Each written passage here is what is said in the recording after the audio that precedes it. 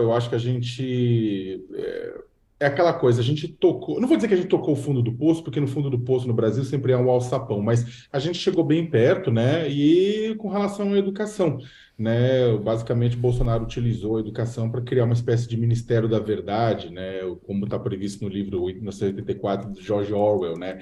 Castrar a liberdade, intervir, né? Utilizar como instrumento de modelagem ideológica do país, dizendo que, na verdade, os seus inimigos é que faziam antes isso, né? Agora, é claro, vamos retomar isso, né? Então, para muita gente que votou no ex-presidente ou que é fã inveterada, acredita que o problema da educação é exatamente mamadeiras de piroca falsas que são distribuídas em aulas em que as pessoas aprendem a ser gay, lésbica, transexual, né?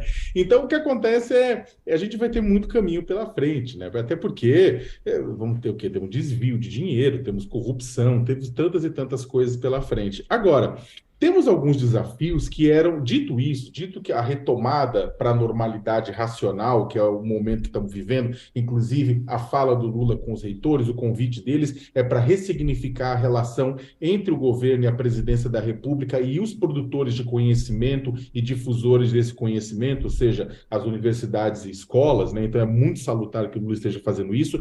Porém, há um desafio que já estava aí muito tempo antes, que já era anterior da época dele, que a gente não conseguiu vencer. E não é apenas a questão que eu concordo com o Joel, temos a questão do ensino superior, mas a educação básica, que vamos ter que evoluir. Mas é a própria questão de que o que precisamos fazer. Isso é muito interessante. Quando você fala que a gente precisa gastar mais recursos para a educação básica, muita gente fala assim: não, já tem dinheiro demais, precisa melhorar a gestão apenas. Precisa melhorar a gestão, não tenha dúvida nenhuma, mas precisa também gastar recursos com a educação de professores, formação de professores, reciclagem de professores, escolas. Tem escolas no Brasil que não tem banheiro. Eu não estou nem falando de internet. Internet tem muitas. Eu tenho escola que não tem papel higiênico para as crianças usarem, não tem água potável, não tem parede. As pessoas dão aula embaixo de mangueira no fundo de um imóvel. Então tem muita coisa a ser feita que precisa sim investir recursos. E aí o que acontece? Na hora da briga, na hora da discussão, o que vamos fazer com o orçamento, o que acontece?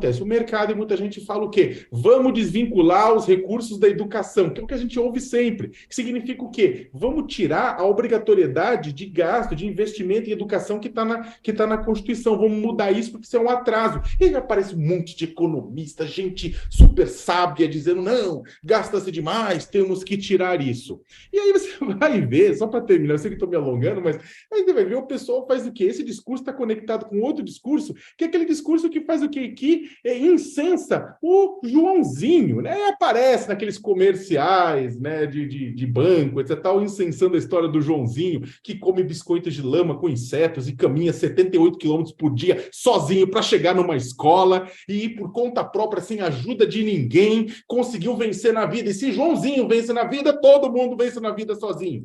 E não é assim que funciona. E não é assim que funciona. Pode ser que Joãozinho exista, mas o Brasil precisa olhar para os mais vulneráveis. E tem muita gente vulnerável que precisa de diferença, que precisa de ajuda do Estado para atingir a oportunidade. E aí eu termino dizendo que Lula, no discurso dele, ele acabou citando, não sei se foi intencionalmente, mas citou as ideias do economista indiano Amartya Sen, que defende a ideia do desenvolvimento como liberdade, ou seja, o desenvolvimento consiste na eliminação de privações e a liberdade que limitam as escolhas e as oportunidades das pessoas. Se não garantirmos oportunidades iguais, no mínimo, num quinhão mínimo de justiça, para que o Joãozinho e o filho do bilionário possam ter as mesmas chances da sociedade, essa sociedade ela é desigual e ela é injusta. E a gente vai ter um caminho pela frente nesse sentido.